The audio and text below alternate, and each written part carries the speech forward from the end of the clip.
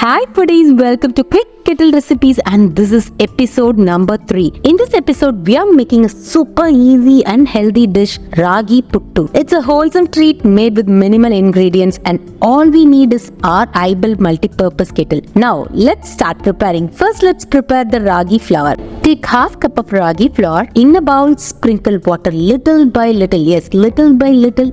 And make sure to mix until the flour holds together when pressed and crumbles when gently released. This texture is key to a perfect puttu.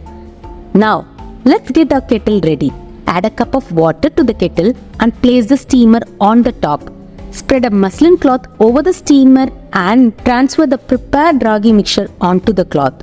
Ragi is rich in calcium, aids digestion, boosts energy and promotes heart health, and we do have lot of ragi recipes in our channel. Do check that out. Close the cloth and cover the kettle with its lid. Steam the ragi flour exactly 7 minutes. Now, after 7 minutes, carefully remove the steamed flour and transfer it to a bowl. You could notice the color change.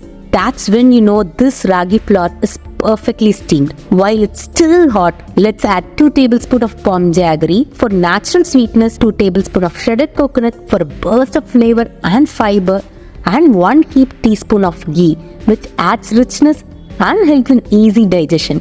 Mix everything well until the jaggery melts and combines perfectly. Now, if you like a little extra crunch, feel free to toss in some roasted sesame seeds. They not only add a delightful nutty flavor but also brings a good dose of calcium to the mix. While the puttu is still warm, quickly shape it into small balls or any shape you desire. It's essential to do this immediately after steaming to maintain its soft texture. And there you have it, super yummy healthy ragi puttu in no time. Enjoy this guilt-free snack and don't forget to check out this iBell kettle link in the description. See you next episode of Quick Kettle Recipes. Until then, happy cooking. Bye.